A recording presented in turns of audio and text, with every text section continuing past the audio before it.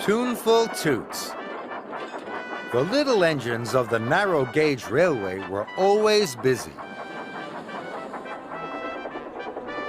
They went uphill and downhill all day long. Rusty's favorite journey was by the lake. He liked to toot his horn there. The sound echoed around the hills. Rusty's horn was special. It had two notes, one high and one low. Rusty thought he had a very tuneful toot. But the other engines thought it was the worst noise they'd ever heard. And that made Rusty sad. One morning, the narrow gauge controller, Mr. Percival, had a special announcement to make. Sir Topham and Lady Hat are to visit our railway this evening, he said grandly. This is a very special occasion, so a brass band is coming to play for them, Mr. Percival added. The engines were very excited. But Rusty was most excited of all. He loved the sounds of a brass band. There was a lot to do. Skarloey and Rheneas brought tables and chairs. Duncan and Peter Sam brought apples and pears from the orchard. And Rusty was to take the brass band on a tour of the hills before the concert. When Rusty pulled into the transfer yards, Mr. Percival was waiting with the brass band. Rusty couldn't help but toot his horn, high and low. At that moment, Thomas chuffed into the transfer yards with the bandstand. What was that wonderful sound, puffed Thomas. That was Rusty, peeped Peter Sam. He thinks his horn is special, but we don't. Well, I think it's special, wheezed Thomas.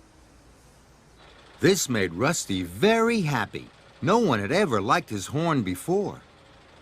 Rusty, the brass band are ready for their tour of the hills, called Mr. Percival. Yes, sir, hooted Rusty. The brass band was soon on board, and Rusty pulled quickly out of the station. Don't be back late, Mr. Percival called after him. But Rusty didn't hear. He was tooting his two tones loud and clear. I'm going to give the brass band the best tour ever, he said. Rusty took them to the top of the highest hill. Then they went to the viaduct. Then he took them to the trestle bridge. It would soon be time for the concert.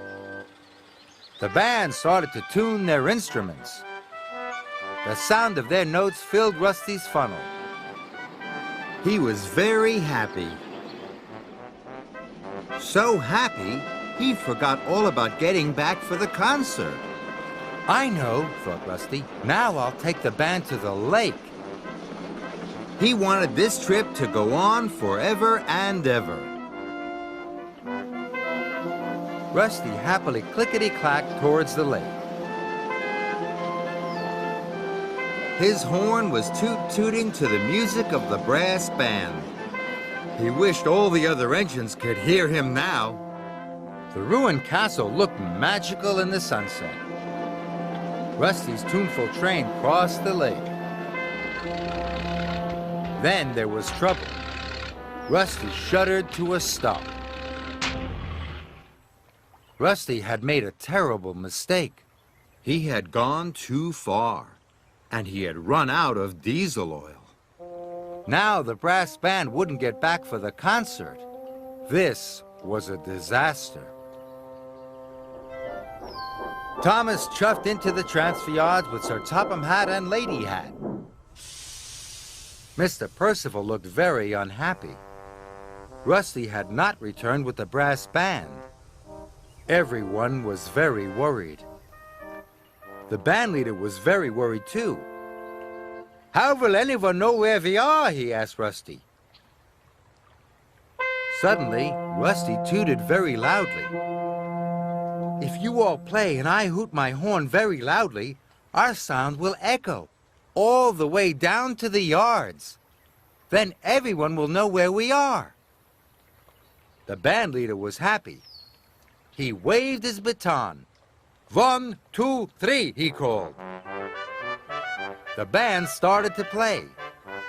And Rusty tooted his two tones louder and prouder than ever before.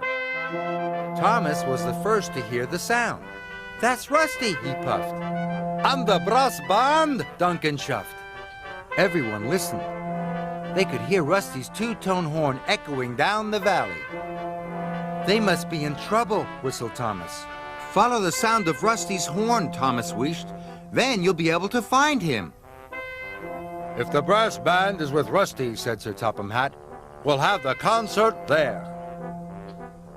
Everyone thought this was a wonderful idea, especially Mr. Percival. The brass band played as loudly as they had ever done. Rusty was sure the whole of Sodor could hear them. Then he saw engine lamps coming towards them. Rusty was so surprised. All the engines were arriving at the lake, and none of them was telling him to be quiet. We have come to hear the concert, boomed Sir Topham Hatt. We heard your horn, puffed Peter Sam. So we knew where to find you, chuffed Duncan. Because you have the most special-sounding horn of all, wheezed Skarloey. I shall never be shy about my special horn again, Rusty tooted. Let the concert begin.